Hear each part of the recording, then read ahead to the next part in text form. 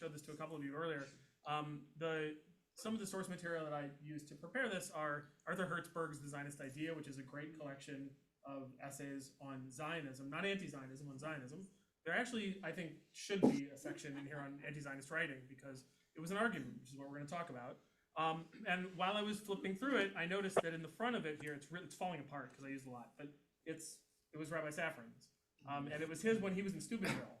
His address in Steubenville, Ohio is on here. So the discussion that the world is having about Israel and Gaza, which we'll talk a little bit about, has occasioned a new conversation about Zionism, and among a cohort of younger Jews, it's occasioned a revisitation of anti-Zionism. And one of the things that I love about history repeating itself is that people who come up with arguments think that they're coming up with those arguments for the first time, when in reality we already had this argument. We had it over the course of, I mean, really, as we'll see, it starts in like the 1860s. Kind of, you see the first, Achad Ha, or some of the early Zionists start writing about there should be some kind of an entity where Jews can go safe from violence, and it proceeds over the next 30 or so years to gain steam, and then you've got Theodor Herzl. After that, there's a wave of Zionist writing, and we'll talk about this. But there was always a debate. Jews didn't just kind of trip and fall and end up being Zionists. We had a conversation about it, and one side won, which is why I've called it the argument already won. We had this argument already. The Zionists won. The anti-Zionists, though, like good Jews, didn't give up, right? The Talmud records minority opinions all over the place. It's actually very hard when you're studying Talmud to know where the law is. Does the law go here? Does the law go? You have to know who's making the argument in order to know what side the law comes down on, because it's not clear. Because the Talmud records the argument. One of the things Jews are great at is arguing. Well, this is yet another argument that we already had. And so what I want to do is walk through what's going on, first of all, because I'm not sure if you're not horribly online on Twitter or social media like I am, partly for a living, you may not know what's happening out there. I want to talk about, especially with some younger Jews, I want to talk about how prevalent it is. And the answer to that is I'm not sure, but we'll look at it. What the debate and the discussion is. And then I want to look at historically where it comes from. What are the anti-Zionist arguments that people were making pre-state, and what led to them losing the argument? So I want to start with, did it work? It didn't work. That didn't work either. Now we're in trouble. That worked. Did it? Okay, so let's try this.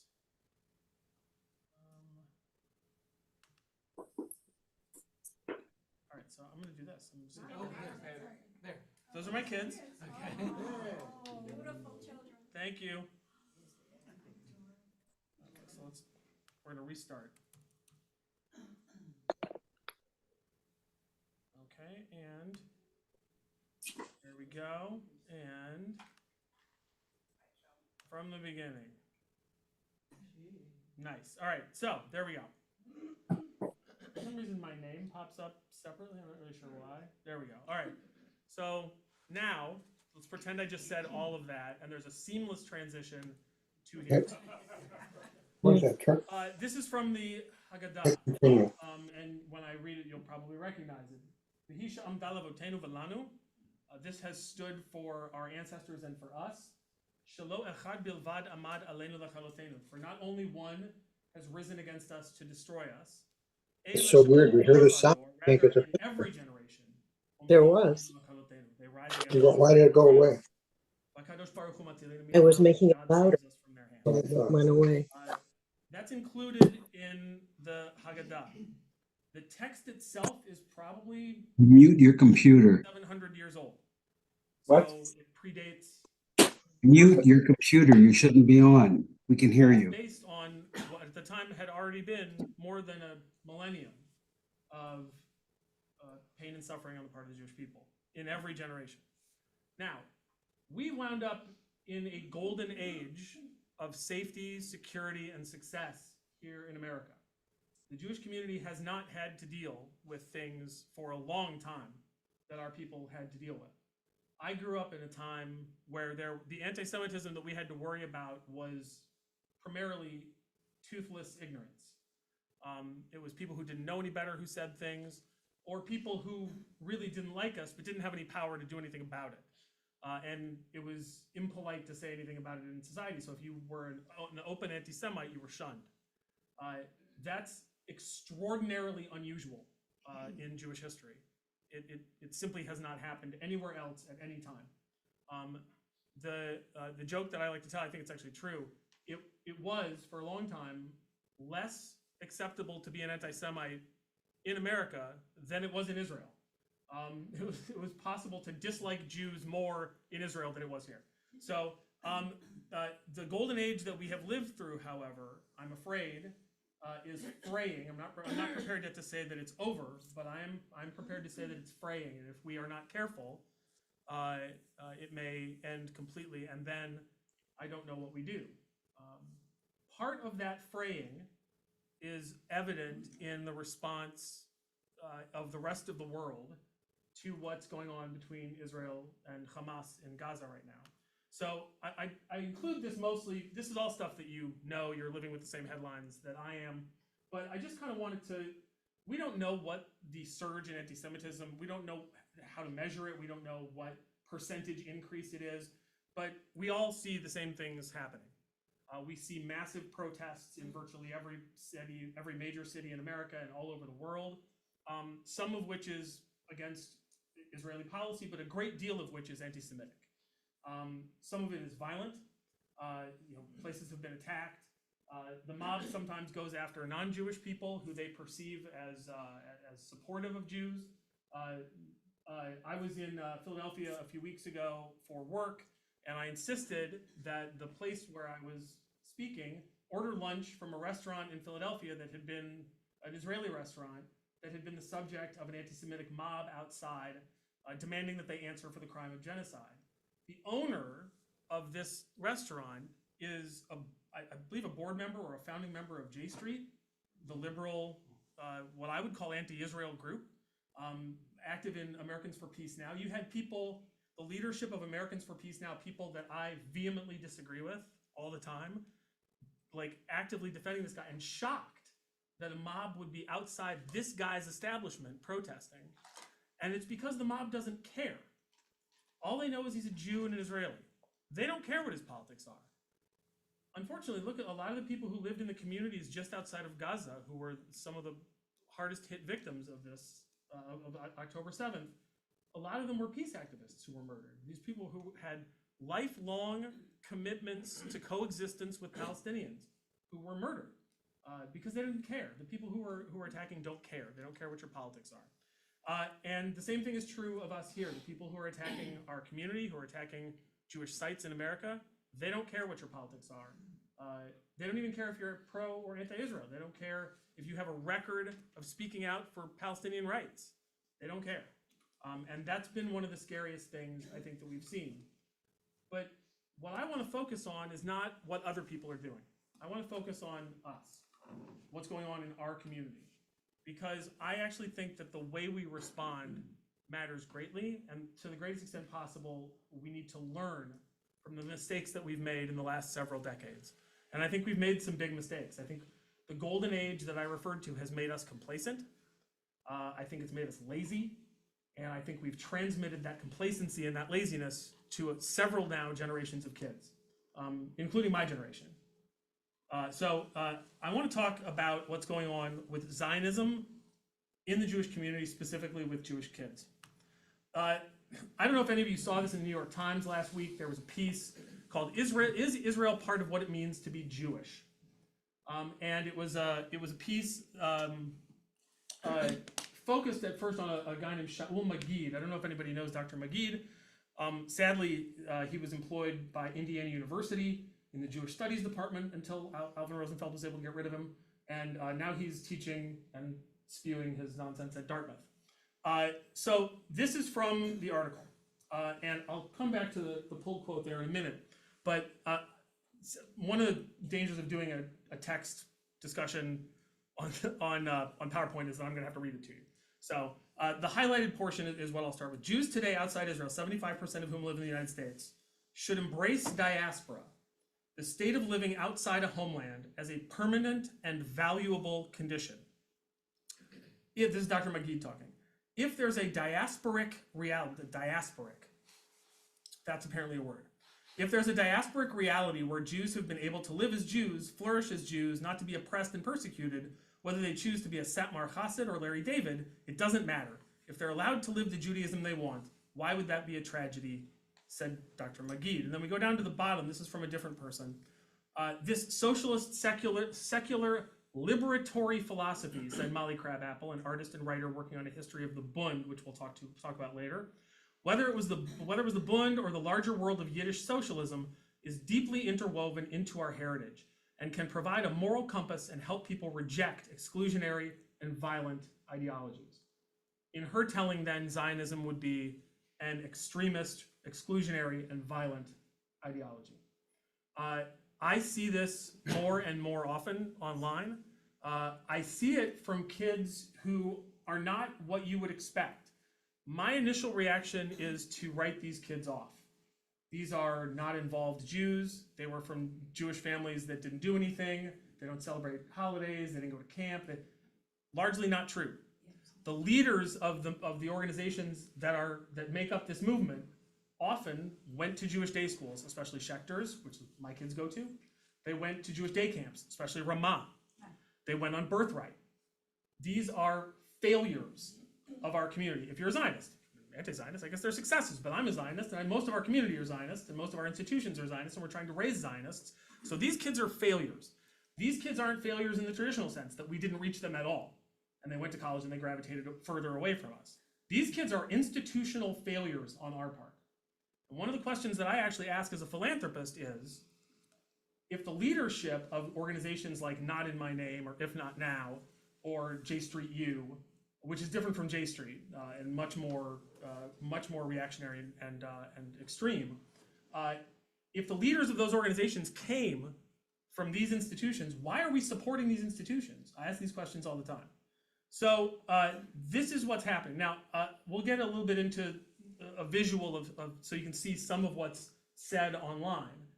But the glory and also the horror of social media is, whereas perhaps these people have always existed, maybe in smaller numbers, but they've always existed, they couldn't communicate with each other, they couldn't find each other, they couldn't organize. Now it's really easy to organize yourselves. So you see major Jewish contingents, or at least people who call themselves Jewish, and I'm sure many of them are, major Jewish contingents at all of these rallies that you're seeing across the country. Every single one of them. The big march that they just had in Washington, the marches they have all the time in New York City, are all populated in some part, at least, by people who identify as Jews. And not Satmar Hasidim, which we'll talk about. These are, some of them are even religiously observant. They observe Shabbos, maybe they keep kosher, but not black hat Orthodox Jewish kids who came up in our institutions. So, and it's big enough now that the New York Times is publicizing it. The New York Times, by the way, I'm pretty sure loves this stuff. So, how many Jews in America are Zionists? Nobody really knows. I'll get to this in a second. These are, maybe you can kind of extrapolate from the information in these polls, what your feelings are about Israel, how important is Israel to you. That doesn't really address whether or not you're a Zionist, which we'll talk about in a second. But over here, Jewish Currents is a publication that I would describe as Jewishly involved, highly identified anti-Israel Jewish kids. Most of the people who write for it are not dumb. I mean, they're knowledgeable Jews. They probably went to Jewish day schools, they went to camps, they're observant in their lives now, but they have, for one reason or another, which we'll talk about later, become virulently anti-Israel. And Jewish Currents publishes this article, are 95% of Jews really Zionists? And in it, they dig into the data. Because the claim I've always made, and you can go back and listen to podcasts I've done, I say 95% of American Jews are Zionists. It's a number that we all throw around. I don't have any idea where it comes from. I've just heard people say it, so I repeat it. And I actually stopped after I read this article. I stopped doing that because I actually don't know where that number comes from. And if you look at these numbers, how you feel about Israel, it's in the 80s. Feel warm, think it's important, so forth and so on. So I think the number might actually be lower than that. But long story short, it comes from this article by a guy who works at Gallup. But he also doesn't cite a study. He throws the number out too. He appears to be patient zero on using that number. So the question is, how many American Jews are Zionists? And I don't know. I can't tell you that. I think it's a high percentage. I just don't know if it's 95 or if it's 85, and that's a big difference between 95 and 85. I mean, it's a difference between an A and a B for starters, but I think if it's actually 85%, our grade is much worse than a B. That's a significant failure on our part. And again, we'll get more into why later. What's going on online? And if you're not on Twitter, you're so much luckier than I am. There are now a number of different Jewish organizations, some of whom have significant followings on social media, that are dedicated around the clock to demonizing the state of Israel, lying abjectly about the state of Israel, and hoping, wishing, praying that Israel would disappear because of the injustice done, in their opinion, to the Palestinians by its creation. The original sin of the United States, we say, is slavery. The original sin of Israel, according to these people, is its creation, the fact that it exists at all. And some of these have significant followings. I would have shared Jewish Voice for Peace, a tweet or two from them, but almost all of their accounts have blocked me on Twitter now. So, which I'm extremely proud of. So the only one that I could find was Jewish Voice for Peace of New York, which only has a few 100,000 followers. Jewish Voice for Peace National has, I think, 800,000 or 900,000 followers. And they routinely put out things that are simply not true and get thousands and tens of thousands of engagements with people. Al Jazeera, which I linked here, pushes out stuff like this. Al Jazeera Plus, or AJ Plus, which is their youth component at Al Jazeera. Al Jazeera, by the way, anybody know who is the owner and operator of Al Jazeera? The Qatari government, that's right. Our old friends in Qatar run Al Jazeera.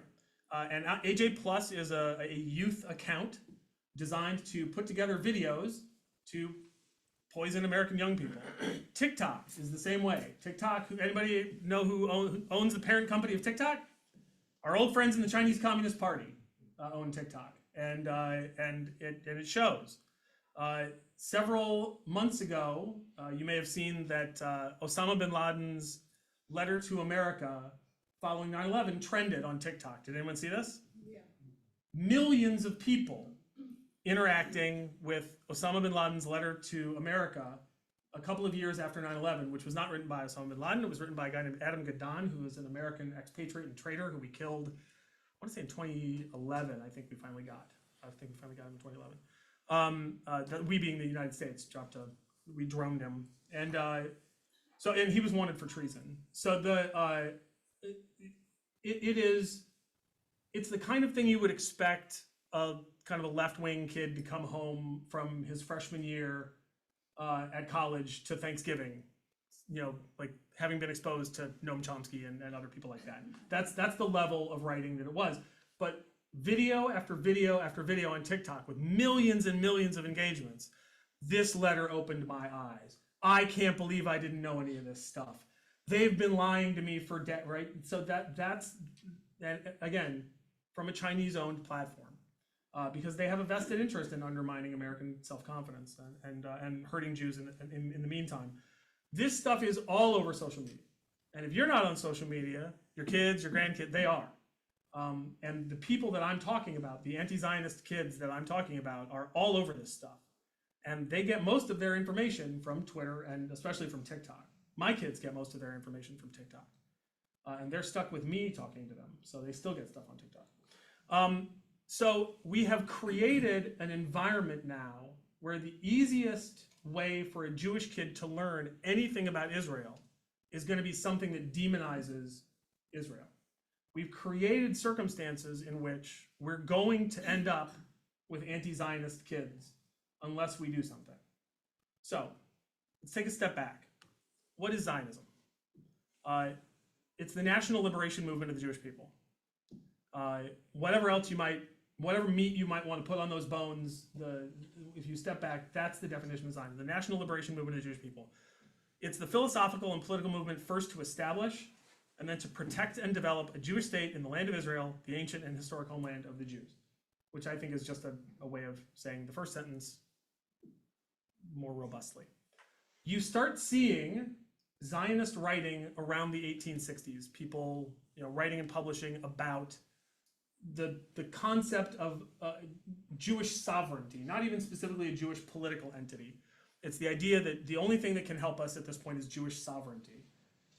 You've got people like Leo Pinsker writing in the 1880s about the need for Jewish sovereignty. Now, there isn't an organized anti-Zionism because there isn't an organized Zionism at this point. It's just people writing. The idea is percolating in society. And so maybe 20 years after you start seeing Zionist writing, the first real anti-Zionist tome that I can think of is, unfortunately, from our movement. The Pittsburgh platform of the Reform Movement, which is the first platform of the Reform Movement, contains this statement. I'll get to it in a second. But I want to point something out. My Bible professor, Dr. David Aaron, pointed to a part of the Torah that talks about, part of the Bible that talks about sacrificing your kids to Molech. You're not allowed to do it. You're not allowed to sacrifice your kids to Molech. Now, when the Bible tells you not to do something, is that because people weren't already doing it? Or is it because people were doing it and they want you to stop? Well, more likely it's because people were already doing it and they'd like you to stop. So the fact that this gets into the Pittsburgh platform at all means people are talking about it. The idea has percolated up to the rabbis who wrote this, and they want to put a stop to it. It says, we recognize in the modern era of universal culture of heart and intellect, the approaching of the realization of Israel's great messianic hope for the establishment of the kingdom of truth, justice, and peace among all men. We consider ourselves no longer a nation, but a religious community, and therefore expect neither a return to Palestine, nor a sacrificial worship under the sons of Aaron, nor the restoration of any of the laws concerning the Jewish state. We consider ourselves no longer a nation. Why would they say that? What are they trying to accomplish? What's going on with American Jews in 1885 that they felt the need to say we're no longer a nation? Is it possible that it's a theological statement? I think for these people it is. The people who wrote this, I've pictured them here. That's Isaac Mayer Wise, and that's Kaufman Kohler. Two very prominent reform, obviously I think probably everybody's heard of Isaac Mayer Wise. Two very prominent American Reform rabbis. I actually think this was a theological statement. I think they believe that the text as it's written is no longer valid to Jewish experience, and that we need to reassess our relationship with the concept of the ingathering of the exiles, which we all, those of us who were here for Shul this morning, prayed for a couple of times. When we gathered the fringes of our talus, the reason we gather the fringes of our talus together is because we're saying, gather us together from the four corners of the earth so that we can reestablish the state of Israel. That's what we're saying in Hebrew. So the fact that they put this in, I think, is because there was a religious belief that was no longer religiously valid. And that goes on. That conversation goes on, I think, relatively informally. By the way, we'll put a pin in that because we're going to come back to the Reform movement to demonstrate movement in the broader society. That goes on for maybe another 10 years. And then this happens. In France, a military officer named Alfred Dreyfus is accused of espionage falsely. He's railroaded through a kangaroo court. He's convicted. And in January, just about 149 years ago, wait, 200, is it 149 years ago? Somebody help me with the math. 149 years ago. Yeah, I was right the first time. 149 years ago, like a couple weeks ago, Dreyfus is publicly cashiered. That's where you have your epaulets cut off and your rank insignia cut off and your saber broken in front of a jeering crowd of Parisian Jew haters. Thousands of people came down to the military academy to scream at him, to yell anti-Semitic invective at him, to threaten the Jewish community. And in the crowd that day is a young Austrian journalist who's there to report on the event, a guy named Theodor Herzl. And he sees what happens, and he comes to the conclusion that Jews are never, even in enlightened France, the first place that emancipated its Jews, the first place that allowed Jews to have a role in public life, to own property, to hold jobs in the trades, even in enlightened France, Jews aren't safe.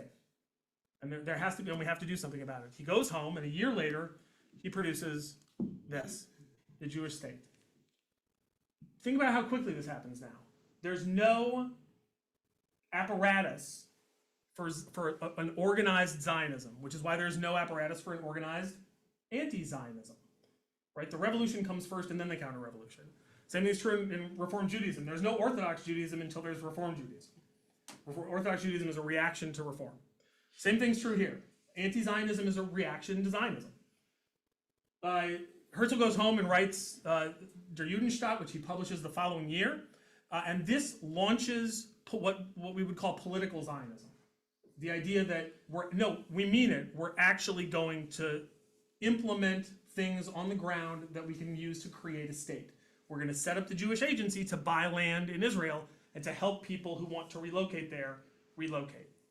So this is the beginning of that. So that's he publishes it in 1896, and 1 year later is the first Zionist Congress in Basel, Switzerland.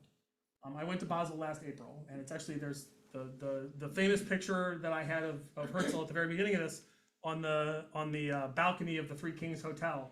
I should actually put it in here. I have a picture of me like leaning over there. My beard is not as impressive.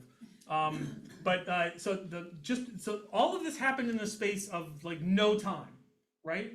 Herzl attends Dreyfus's cashiering. A year later, he publishes Der Judenstaat. A year later, we have a Zionist Congress. And the Zionist Congress is attended by some of the most significant writers, thinkers, money people in the world in the Jewish community. Now, the reaction to that is what I want to talk about, because you start seeing schools of thought arise in anti-Zionism. And the first one I want to talk about is what I would call genteel assimilation. There are wealthy, successful Jews who are terrified at the prospect that the other people in their social circles who are not Jewish may see them as somehow not loyal to the countries they actually live in because of the activities of these ne'er-do-well Zionists. One example of that is Edmund Montagu, who was Secretary of State for India, Member of Parliament in the United Kingdom, and became a member of the UK government right after the Balfour Declaration is put out. And this is his response to the Balfour Declaration. It is a perfect encapsulation of the anti-Zionist argument. And I know it's really small, I'll read it to you.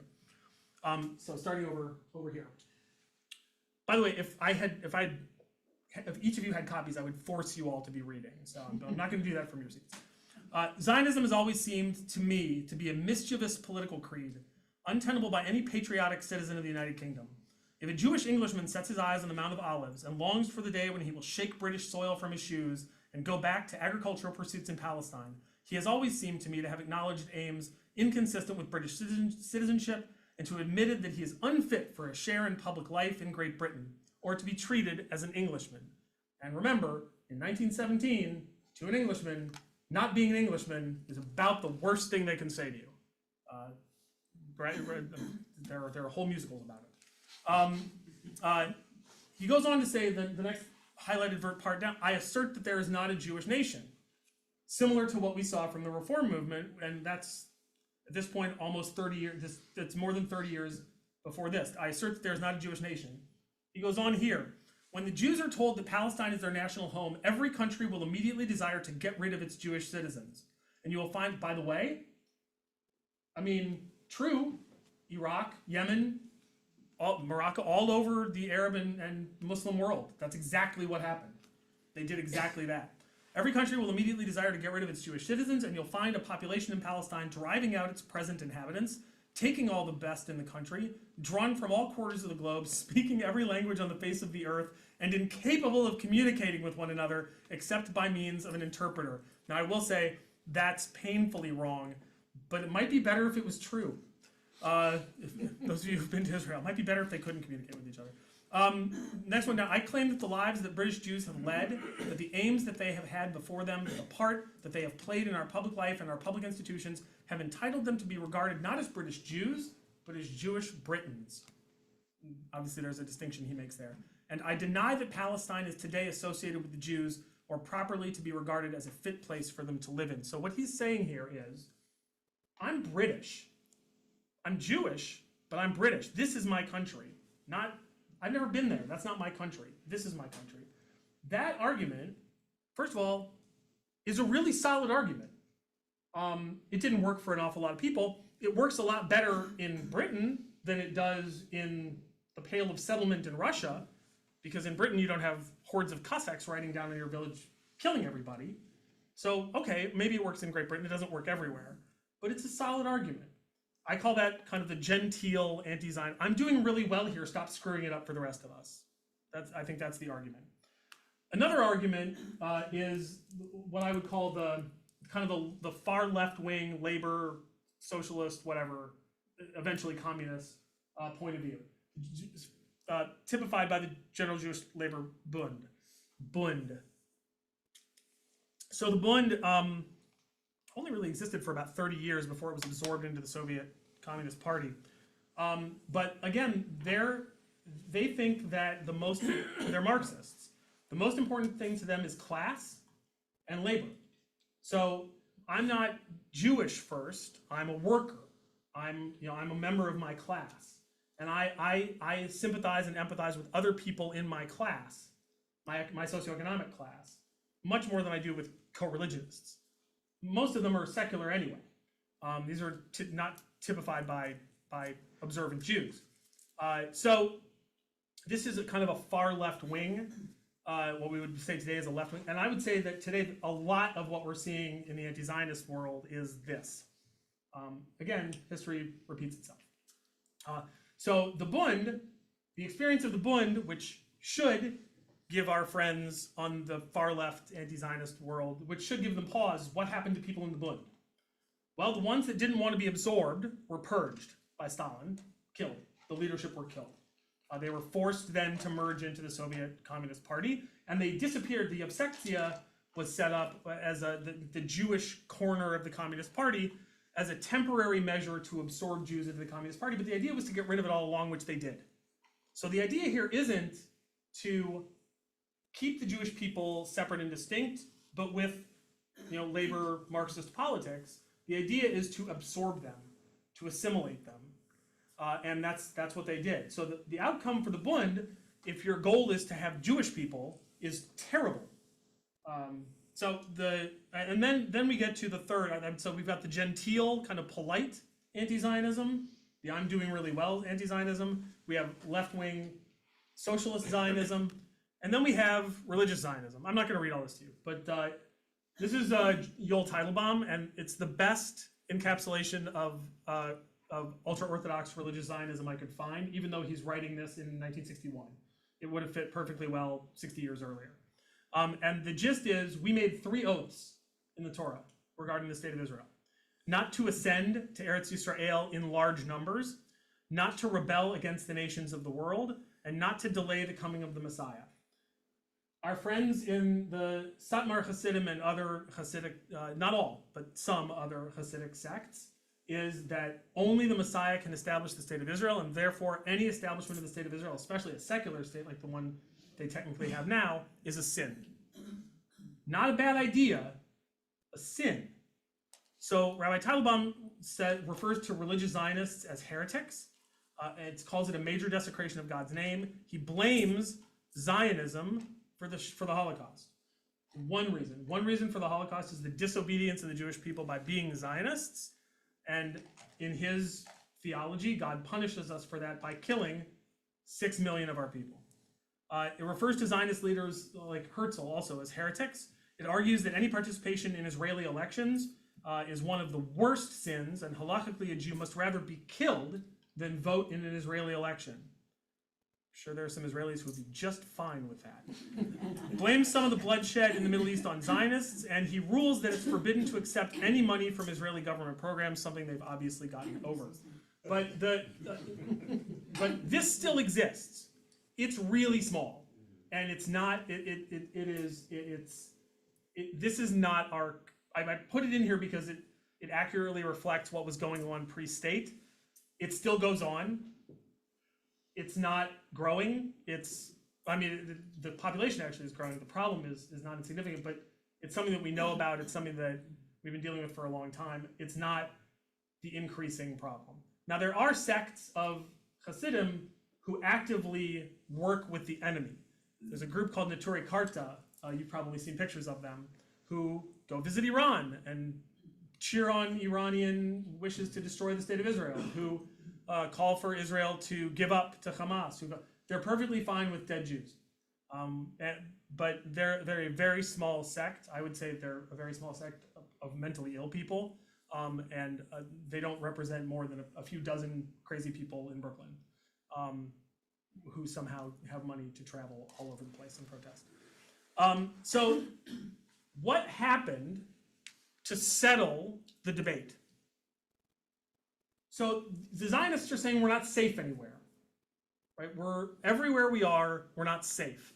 Even in places where we're safe, we're one or two terrible incidents away from people turning on us, which is what it feels like today here. We're one or two instances of some crazy thing happening away from bad things going on. And that's what was going on in the pre-state discussion between Zionists and anti-Zionists. So Zionists say we're not safe. Anti-Zionists say we have to be safe here. I'm a person in this country. I want to be part of the secular society. This is my country. I belong here. They need to. In Germany, it's the most enlightened place in the world. They would never do anything like that to us. We are actually safe. There are some Jews in Russia who aren't safe, but we're safe. So what happens? Right. This happens. Proving to the overwhelming majority of the Jewish community that we are, in fact, not safe. Time and comfort lulls us to sleep, and then something jars us awake. Once this jarred us awake, it was very quick after that the overwhelming majority of the Jewish community agreed that was the Jewish condition. They remembered.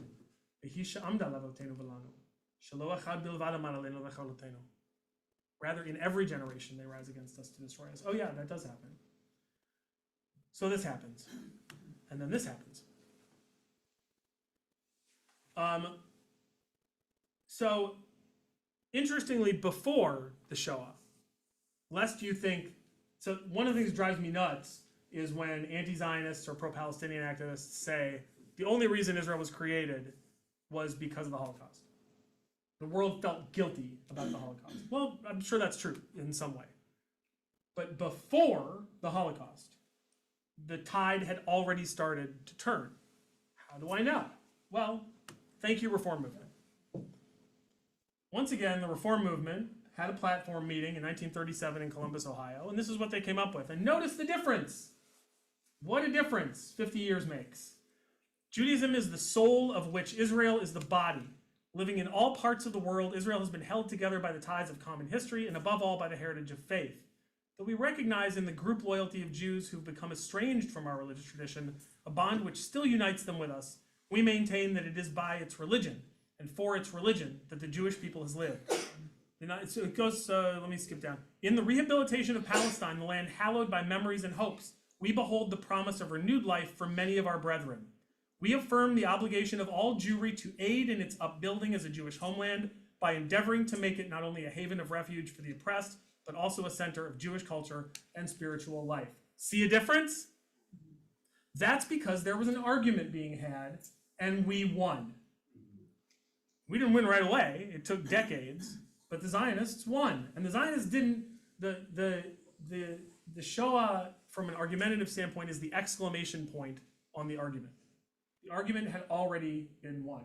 It was already trending in that direction by 1937. The Reform Movement recognized that it needed to say something other than what it had said on then mandatory Palestine. And so that's what they did. So, where does that leave us today? There was a piece 3 years ago now in Tablet Magazine by a guy, what? Who was the photo? Oh, that was Samuel Cohen, who wrote the Columbus Platform, was a rabbi, I think, in Columbus, and his grandson, I think, Sam Cohen, is in Tucson. Is a rabbi in Tucson, Arizona. I know you know him. That's why I said it. See, I think I know you guys a little bit, right? So this is a piece from Tablet Magazine written by Liel Leibovitz 3 years ago. So not about this Gaza war, but about a previous Gaza war, the last one, where we saw all kinds of celebrities coming out. And by the way, in case you think this was the first time Israel has conducted a genocide against Gaza, no. They did it 3 years ago too. They're the worst genociders ever to genocide. They're so bad. The population keeps increasing. They keep doing it and not getting anywhere. But 3 years ago, there were also accusations by celebrities across the board of Israel committing genocide, and they were also assisted by a small but vocal group of Jewish kids. And this is what Liel Leibovitz wrote at that time. There are only, I'm going to read the highlighted part and then we can take a look at this, and then I'll stop and take some questions. There are only two camps that will have any political significance in the coming decade. In the first are the people willing to call themselves Zionists without clarification or caveat or distinction. The second group, the anti-Zionists, is home to people who move and want to remain in a different set of social circles, those in which Israel has become a totem for everything sinister about the West, from colonialism to white supremacy to police brutality. These people find themselves moved by the arguments of those who see Israel as uniquely criminal and who feel impelled to distinguish themselves from their parents and their communities. He's talking about our kids. This group now includes celebrities, pop star politicians who specialize in Twitter activism, and anyone who wants to be considered one of the cool kids in the arts and academia. It goes on. It's actually a really good piece. I would recommend it. That's where we were 3 years ago. It's gotten worse. In fact, it's gotten much worse. And I would say now we're at a place where we need to worry about it, and we need to think about what we're going to do. So, very quickly, what do we do? The first thing that we need to do, I've already tried to do, and it's really hard, which is teach Zionism. I taught a high school class at one of the largest congregations in the Chicago area, and if you think about how hard it is to teach philosophy to college kids, it's so much harder with high school kids. Reading Max Nordau, who's writing at the end of the 19th century, is just hard. It's hard for adults, let alone for kids. But there's no substitute for familiarizing yourself with the arguments that were being made. We need to have robust Zionist education, and it's really hard to do. And it's hard to do in Chicago, where they have resources to do it, let alone places like Fort Wayne, where, I got lucky, I guess. I had them, and Steve ended up on Zoom and in Israel, and here I am. But it's hard because the resources don't exist in enough communities. But there needs to be robust Zionist education, and it needs to include voices on the other side. Kids today, and pardon my language, kids today have phenomenal bullshit detectors, and they know when they're being fed a line. So one of the things I'm proudest of with my kids is that we haven't tried to create one thing or another. We don't try to create conservatives, we don't try to create liberals, we don't try to create Zionists, right? We try to create skeptics. My kids are skeptics. The first question they ask is, how do you know? Where'd you find that? Where does it say that? Show me your source. I think that's so important because so much of what's true in the world really speaks for itself. And if you just ask to see, show me your work, I think that answers a lot of questions, but it's not going to answer enough. There needs to be robust Zionist education. I'm not entirely sure how to do that yet. I'm working on it. But we need to re-engage in the argument. The other side never gave up its argument. And now we're starting to see that they're making some progress, and we need to re-engage in the argument. The glorious thing about Jews is, if you don't keep arguing, no argument stays won forever. It's actually a little bit like Washington, D.C. that way. No argument stays won forever. So I would say that coming out of this, if I were to ask you to do one thing, you'd go on Amazon and buy Arthur Hertzberg's The Zionist Idea and read it. Familiarize yourselves with the Zionist argument. There's some really good stuff. There's some stuff in there that you'll hate, It won't speak to what you understand to be Zionism. And there'll be some stuff that you love, and different ones of you will have different things that you, but I would say familiarize yourselves with the arguments. This book, Tevi Troy did a refresh of this book called The Zionist Ideas with some more modern texts at the end of it. You could consider that one too.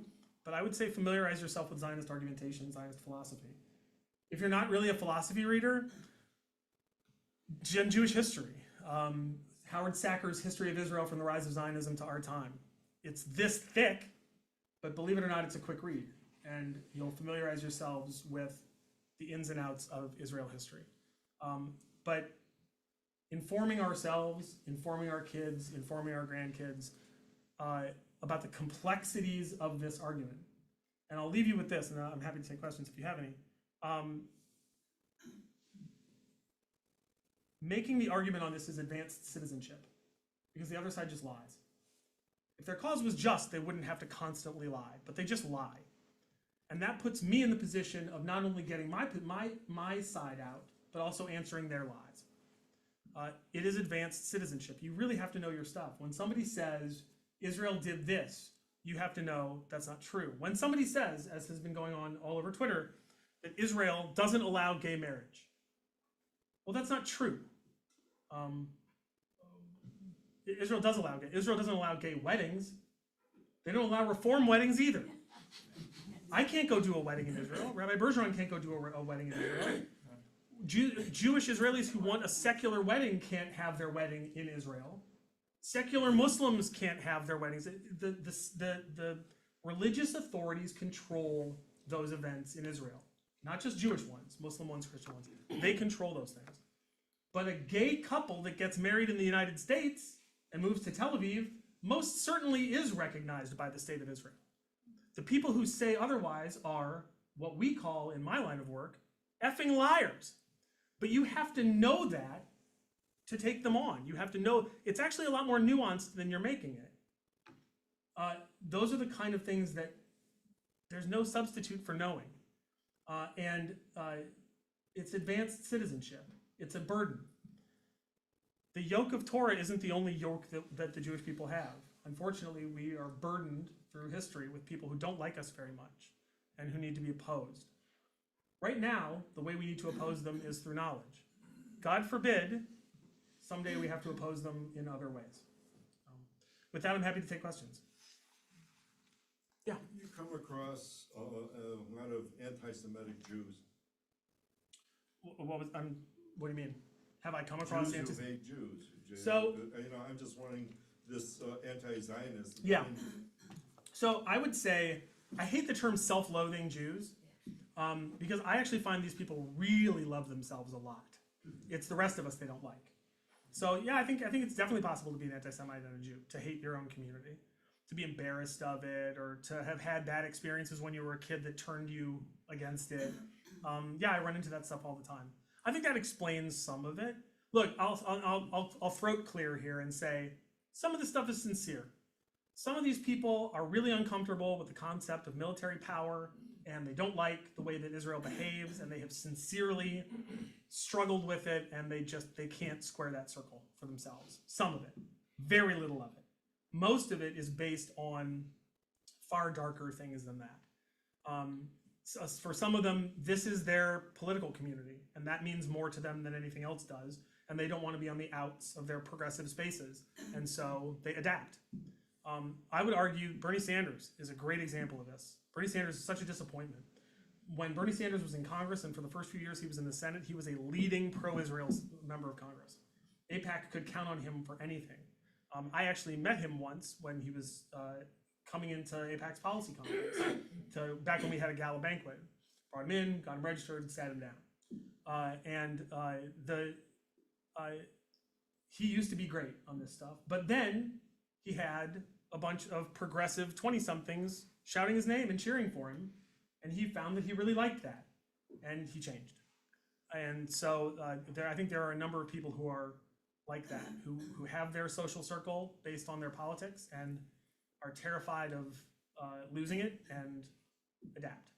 So, and then there are the people who I think just hate their parents. And one of the things I always say on Twitter is, if you hate your parents, you can just say that. Like, you don't have to hate. You don't have to say you hate all of us. You can just say you hate your parents. It's fine. Yes, mother, I don't hate my parents. No, I have a question actually. Okay. I was talking with a friend a few weeks ago, and I remember we were talking about something to do with the portrayal of Israel in the press and how biased, especially the liberal media, were. Yeah. Normal, watch PBS News all the time. We stop. I can't stand the bias they have against Israel right now. But at any rate, the woman I was talking to said to me, I said something like a general statement that the world has always loved to hate its Jews. Mhm. And she said, where did that start? How long has that been going on? And I said, I don't know. Genesis. Yeah. How did that start? Besides Genesis, what would you say to that? I mean, I think we just read a story about Jew hatred during services, right? We were slaves in Egypt. There's always an excuse for it. There's always a reason they need to do it, right? Pharaoh needed to protect Egypt in case there was a war and we joined the other side, so we needed to be enslaved. But look, it's so first of all, it's human nature hate is part of the human condition. It's part of human nature to hate the other. We have pretty much everywhere we've been the other. We are small, weak. We've always been weak everywhere we've been. We prefer to be weak. We're uncomfortable with power, and we're susceptible because of it. Of course, if we ever gained any strength, we would have been a threat. So either way, we're never gonna please anybody.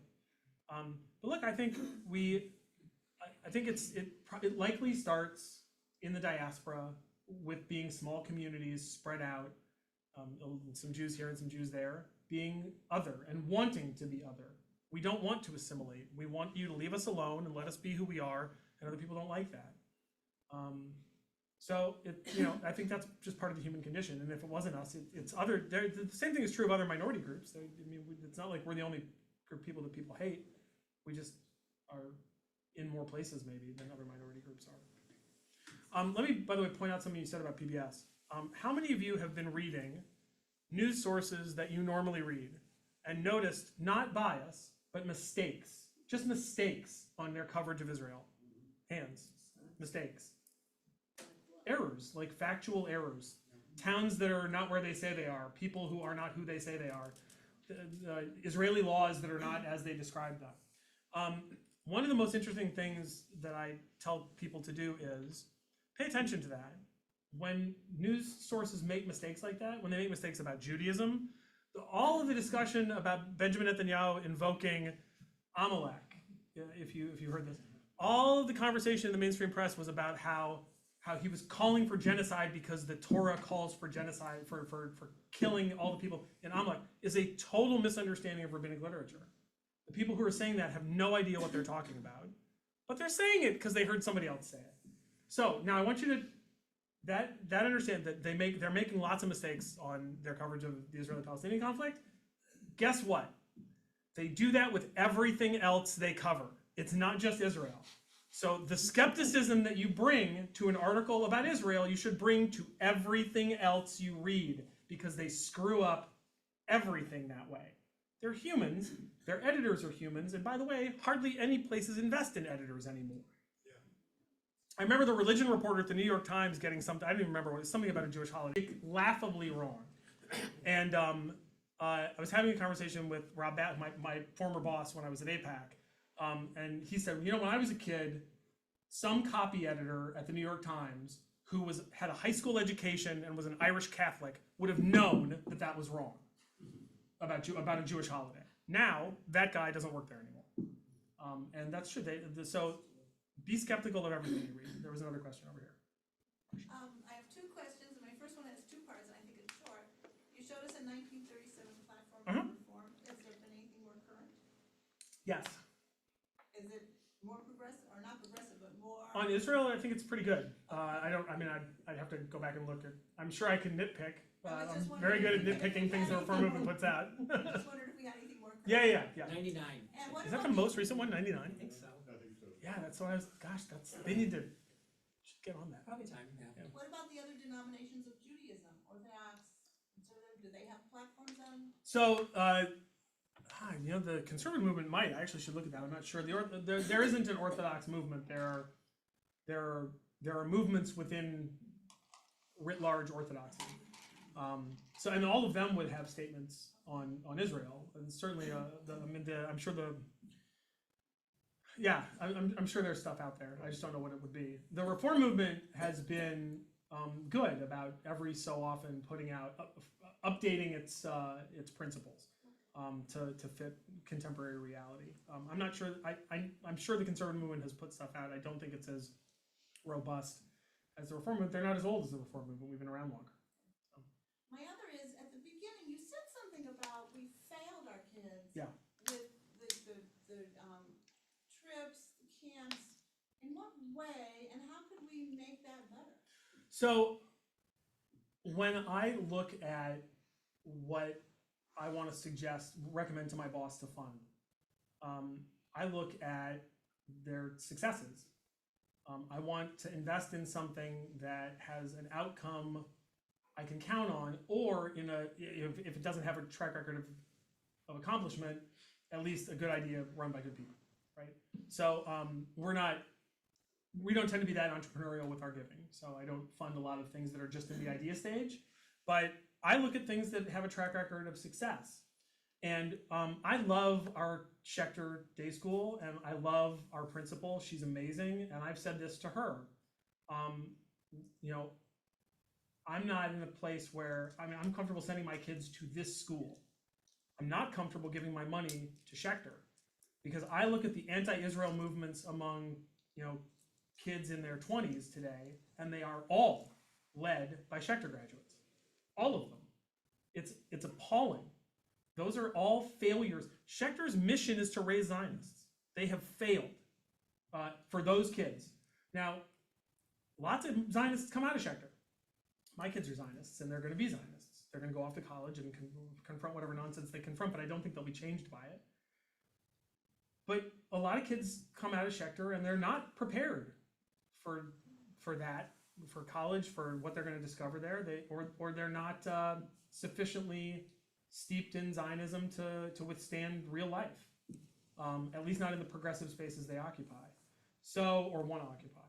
So I would say that's a failure on our part, and we all keep sending our kids to these things thinking that the outcome is going to be different. I only think we've become aware of this in the last 10 years. I've been teaching this now, this subject generally for 10 years. And I think we're only kind of becoming aware that we've produced in our institutions an awful lot of, we haven't done a very good job of producing a product, right? If you think of the graduates of these institutions, that's the product of these schools. The product of these schools is not whether my kid can read Hebrew. It's not. The product is the completed student who then goes on to do something else. I would suggest that our day schools, our camps, not every single one of them. I think our day school does a good job. I think that my kids go to Gucci, and I'm very happy with what they get there. But as a group of institutions, I think that we've failed, and we need to do some serious reassessing. And that would include changing some leadership and changing the way we go about doing things and experimenting with stuff and being a lot more vocal about what it is that we expect from kids and families. Yeah, please. It's maybe not relative, but I've spent a lot of time in public high schools. Okay. And as college, and this generation that we have right now, which also includes Jewish youth, people in their 20s, they are very distinctly different, period. Mm-hmm. I cannot go up to a student and say, good job, you touched me, they're touched. Yeah. They're almost worlds onto themselves, to some degree. Yeah. And a well-known writing teacher in Madison published, she says they're weird. They don't want to be touched, but they'll hook up with anybody on their Saturday night. And then the thing is, with social media, these people meet each other. Yeah. And then they don't have outside, they don't really relate well. Some of them don't really have very good social skills. Yeah. Yeah, there's also, there's a widespread problem with anxiety and depression. And yeah, look, I've made this joke before. I don't really think I'm joking. I'm Gen X. We were the last good generation. Look, the millennials and now Gen Z, it is different, but it's different for many reasons. One, parenting is different today. Kids are exposed to a lot more. My kids have all of human history, everything that's ever happened on video in the palm of their hand. I didn't have that. My kids can call anyone, anywhere, anytime, anywhere in the world. I couldn't do that. I remember I would call camp friends and we would get an itemized bill from the phone company, and mom would go through and highlight all of my long distance calls to camp friends, and I would have to pay a few bucks for those calls. Today, that's nonsense. You can FaceTime with people for just your phone. So it's the media atmosphere, the things that kids know at earlier and earlier ages, the screen time that they spend alone, not in contact with other people. One of the things that drives me nuts is this is going to sound bad when I say it, but we've gotten rid of bullying and fighting. When I was a kid, the way that we settled things, if it was a couple of guys, was we met after school and fought, and then it was over. But in my kids' schools, we've turned all the boys into girls that way. They gossip about each other. They spread malicious rumors about it, like the way teenage girls do, instead of just beating the crap out of each other. Now, some people may think that's good. Some people may think it's bad. I don't know what it is, but it's different. And we made that change without knowing what the impact was going to be. We introduced screens to kids and fed our kids on tons of screen time, and we don't know what the impact is going to be. We'll find out in 10 years, probably they'll come up with some kind of study on it. But yeah, everything's different. You're right, it's different. One of the things that's different about this generation is they care deeply, emotionally, about things that are very far away from them. And it's very easy to touch those emotions. I don't know if that's because they lack meaning in their own lives or they're seeking it, or I don't know. I do know that religion is a human condition, and there will always be religion. And the only question is what kind of religion it will be. Will it be a tried and true religion, something that's been around for a long time, that has written rules about it and a way of doing things, or will it be some kind of newfangled religion that we're inventing as we go, that we change the rules whenever we feel like it to fit for example, our politics. And then there are substitute religions. A lot of people view their politics, on the right and left, their politics is their religion. And they approach it the same way. It's a faith. You can't question it, which is exactly the opposite of what politics should be. So in that environment, we're raising kids, and I have 3 of them, and it's hard. And those, we're lucky that my ex-wife and I are lucky that we have us and grandparents. A lot of kids don't have the resources that my family has. So yeah, it is a big problem, but it's not a problem that's going away, and we've got to adapt to it, or we're going to be in big trouble. Fran. This is sort of maybe the elephant in the room, but after the horrific attack of October 7th, I thought the world was sympathetic to Israel for about a day. Not even, but yeah.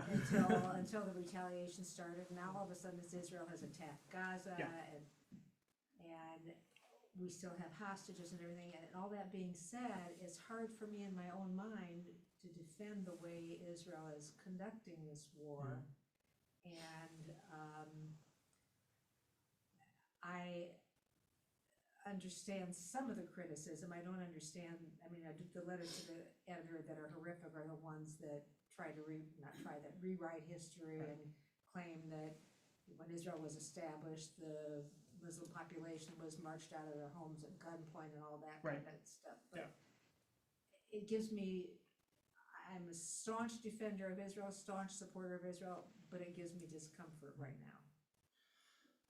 Yeah, I think that's, I hear that from people. I'm not sure, I'm not, so it's hard for me to respond to that without arguing about it, which I don't want to do.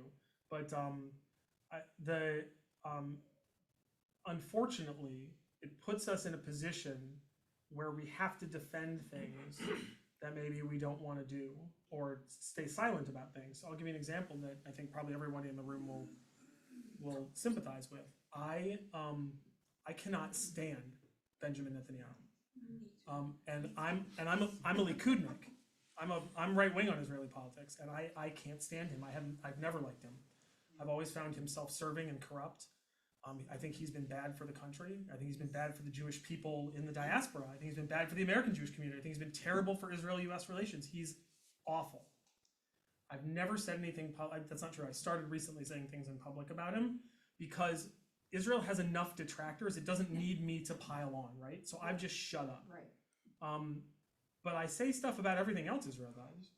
I just don't talk about him. And it's a difficult position. So I guess I'm sympathizing. It's a difficult position to be in because there's so much unfair criticism that when I have fair criticism, it makes me feel like I'm joining those jerks and those haters, and I don't want to be on their side, right? My take on this has generally been, and I know we have at least one Israeli watching, is that I trust them to make their own decisions, and I think everybody in the world should trust them to make their liberal democracy. They're a freely elected government. They have an army that's responsive to civilian leadership, that's elected in free elections. So I trust them to figure it out, and they eventually will figure it out. They're pretty smart.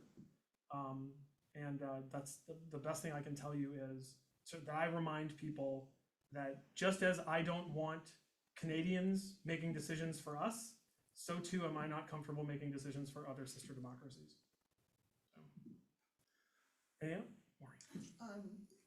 Birthright, success or failure, and then Both. college campuses and freedom of speech. So I think Birthright's both. I love Birthright. So my friend Elias Saratovsky, who I worked with at APEC, just became the CEO of Birthright. And he's great, and he'll do a great job. And it's a really good organization. I think you have to say Birthright's been one of the most successful Jewish organizations ever. But I don't think they are as responsible for producing the people that I'm talking about. I think that they have failed to turn some of those kids around, but I'm not sure that's the same level of failure. We don't, my charity doesn't invest in Birthright. I've been trying for years to get my boss to invest. He doesn't want to for whatever reason, but I would love it if we did. I think they do good work, but they're taking kids who are already kind of with us and taking kind of neutral kids and hopefully moving them in this direction.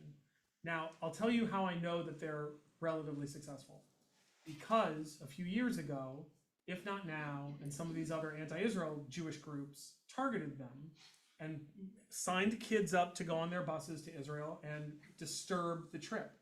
So a few years ago, you had all these videos of kids on Birthright trips standing up on their buses and screaming about Israeli policy and apartheid and genocide and stuff like that. So if you're being targeted, odds are it's because you're effective. So I think Birthright is, but still, some of the kids, it's not the answer to this problem. I do think it's an answer to the problem of all those kids in the middle. And then campus, look, I've got a 16-year-old who's a junior in high school who's going off into this nonsense in another year, and I'm terrified about it. And not because I think he's going to be convinced by it, but because I think he's not going to be able to shut up, and he's going to put himself in danger. So, what about the university policies? Yeah, I mean, so I don't like any speech codes. I don't like any of it. I don't like any of the protecting people from words. I don't think words are violence. I think words are words. I think the best answer to speech I don't like is more speech I do like, not policing other people's speech. That said, if you are going to protect some minority groups, you need to protect them all, right? If you're going to effectively criminalize being an anti-Black racist or an anti-Muslim racist, you also have to police being an anti-Jewish racist. So I think I would like to get rid of all of it and have universities be centers for the pursuit of truth, which occasionally makes people uncomfortable. But they're probably not going to do that, which means in lieu of doing that, I would like them to be consistent with Jews. So, and there are going to be some places that are better than others. If you look at the Big Ten, like my kid's not going to Michigan. Absolutely not. Not going to Wisconsin. But Indiana, Purdue, sure. Ohio State. Those are Michigan State. Lots of the Big Ten's great. Purdue Fort Wayne's good. Wouldn't have to live in the dorms. So, all right, so we've run painfully long. I'm getting eyes from the rabbi. No pain. No, not painfully long. What is it that you dislike about Wisconsin, Madison? It's just they have they're not as bad as Michigan, but they have issues. They have anti-Semitism issues. Not just so the University of Illinois. One of the real painful things that we have is by far the best place for me to send my kids in Illinois is the University of Illinois. It's cheap, it's in-state. It's a good school. It's relatively close.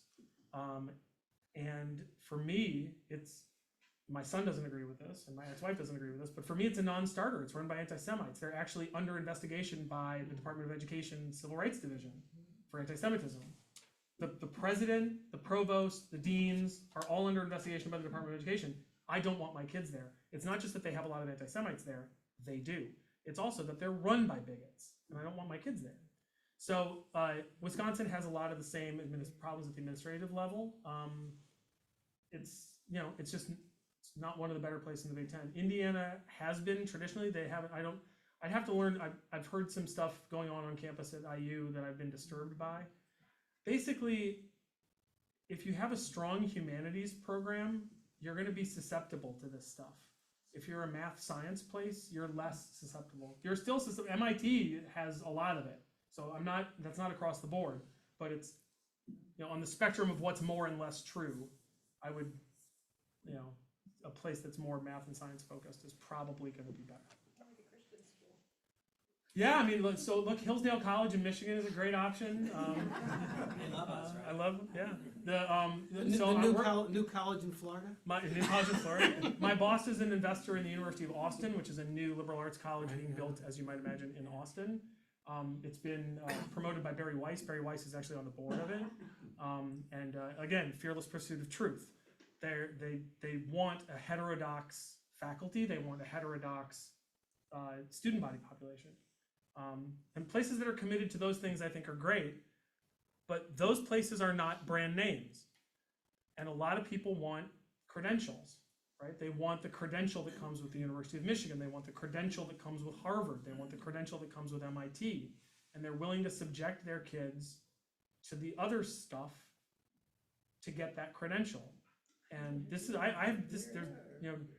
there's wide disagreement about this within families. I know from experience about the value of the credential. Dan. You mentioned about University of Illinois, there's 4 top officers who. I think it's 3, but yeah. Is that coincidence or is that by design? No, I don't know if it's by, you mean that they got hired in the first place? Yes. So the fact that they've been reported to the Department of Education isn't a coincidence. That's the Jewish United Fund of Metropolitan Chicago took a complaint on behalf of Hillel and Chabad and some board members to the Department of Education. So that's the Jewish Federation in Chicago pursuing it. Which, by the way, the Jewish Federation of Chicago is a massive institution and is very institutional in its thinking. And the fact that they were willing to do that, that's how you know it's bad. The fact that they were willing to do it. Because that's not the way they generally operate. Do I think they got hired? Look, I think there's a lot of gatekeeping in academia. My parents may remember this. Several years ago, I thought about going to Northwestern for a PhD in international relations. I had a conversation with a friend of mine who's a poli-sci professor at the University of Chicago, and he told me, don't bother. You're a published Zionist. You'll never get in. They gatekeep. They gatekeep in the administration. They gatekeep in faculty. They gatekeep in PhD programs. So if you are a conservative or a Zionist or something else that they don't like, they're just going to keep you out. And they control the institutions to the point where they can pretty easily do that. That speaks to the board of trustees. Well, sort of, right? Because the board of trustees doesn't hire faculty. Once the faculty get in control of, but they also don't control the tenure process. I mean, and they don't control what grad students are. I mean, Ron probably knows more about this. Yeah, I mean, the faculty make those decisions, and the grad school makes those decisions about the graduate students that are admitted or rejected. Well, but they also on tenure. There's a tenure committee. Look, it's really hard to clean house at these places, but it can be done.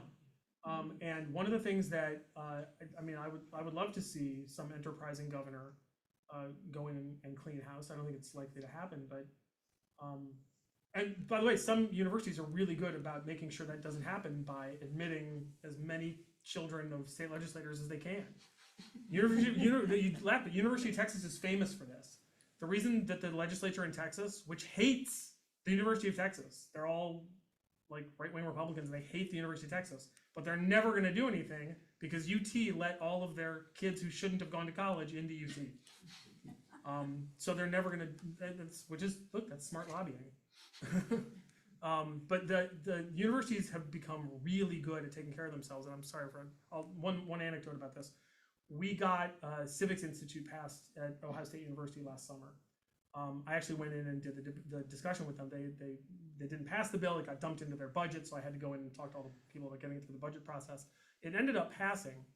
Ohio State's lobbyists changed 5 words of the wording before it was dropped into the budget. So we had a standalone bill that was exactly what we wanted. They changed 5 words. Then it gets dumped into the budget. And those 5 words completely gutted everything we were trying to accomplish. They're really good at what they do.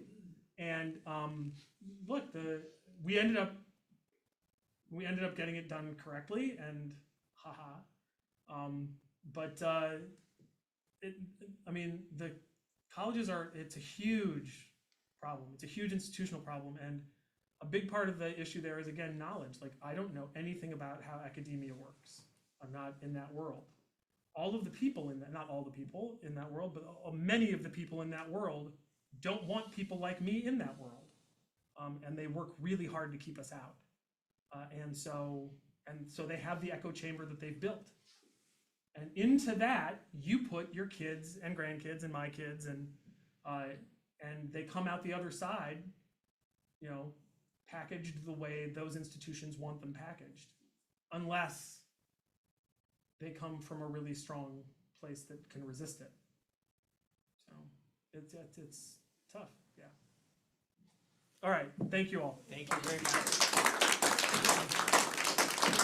So, Rabbi Jonathan Greenberg, thank you so much for bringing a talk that not only connects with important things that are going on right now, but really, really importantly, gave us a good historical grounding in the history of Zionism. So thank you for that. A couple people, some additional people to thank. Thank you, Ronnie and Norm Greenberg for sponsoring the Kiddush lunch and for making it possible for Jonathan to be here today. Also, we are very grateful to the Harry W. Salin Foundation, which has provided funding for this and many other of our 175th anniversary programs. And the 175th anniversary committee has also sponsored this program, and I want to thank the co-chairs, Kathy Sider and Beth Swine. So thanks for making a wonderful event. Shabbat shalom. Shabbat shalom.